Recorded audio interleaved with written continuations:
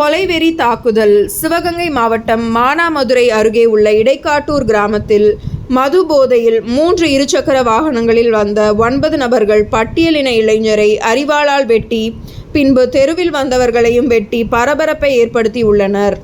ஏற்கனவே 4 நேரி சம்பவம் பரபரப்பு அடங்குவதற்குள் நடைபெற்றது பகுதியில் மேலும் பரபரப்பை ஏற்படுத்தியுள்ளது. இச்சம்பவம் குறித்து ஒரு சிறார் உட்பட 5 நபர்களை காவல்துறையினர் கைது செய்துள்ள நிலையில் மேலும் 4 நபர்களை தேடி வருகின்றனர். இது குறித்து சிவகங்கை மாவட்ட காவல் கண்காணிப்பாளர் மானாமதுரை காவல் நிலையத்தில் ஆய்வு செய்து பத்திரிகையாளர்களுக்கு விளக்கம் அளித்தார். நியூஸ் 21 செய்திகளுக்காக தினேஷ்குமார். எஸ்சிஎஸ்டி வழக்கு நம்ம பதிவு செஞ்சிருக்கோம். நான் சொன்னது மோட்டிவ் ஜாதி முதல் கிடையாது. இந்த 2 பேருக்கு எந்த பிரச்சனையும் கிடையாது. வாக்குவாதம் நடக்கும்போது நம்ம சொன்ன மாதிரி மகேஷ் அண்ட் பாண்டியராஜ் 2 பேரும் அவர் 2 பேர் நடக்கிறதுனால வாக்குவாதம் தான். இந்த மகேஷுக்கு ஏவன் குற்றவாளி மகேஷுக்கும் அண்ட் பாதிக்கப்பட்ட ராசுக்கும் எந்த விரோதமோ இந்த ஜாதி முதல் எதுவும் கிடையாது. 2 பேரும் நல்லா தெரிஞ்ச நண்பர்கள் தான். சார் அப்படி இருக்கும்போது 2 பேரும் நல்லா தெரிஞ்ச நண்பர்கள் இருக்கும்போது எதுக்கு பிசிஆரோட காங்கிரஸே பண்ணுறீங்க?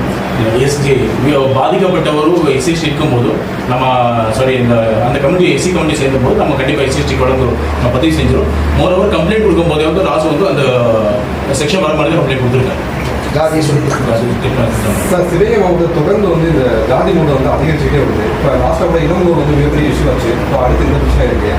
போலீஸ் சரியான நடவடிக்கை எடுக்க போடுறாங்க. குறிப்பாக இப்போ மாநகராட்சிலாம் எஃப்ஐஆரை பதிவு பண்ண போடுறாங்க.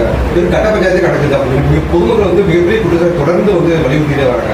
எப்படி சார் பகுதி அந்த மாதிரி சம்பவம் இந்த கவனத்துக்கு வரல.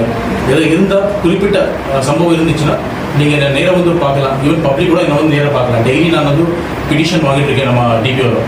இப்போ வரைக்கும் யாருமே எனக்கு மானாமதுரையில் இந்த மாதிரி ஜாதி பிரச்சனை எஃப்ஐஆர் போடலை இல்லை ஆக்ஷன் எடுக்கிறேன்னு சொல்லி இப்போ வரைக்கும் யாருமே அந்த கம்ப்ளைண்ட் வரல.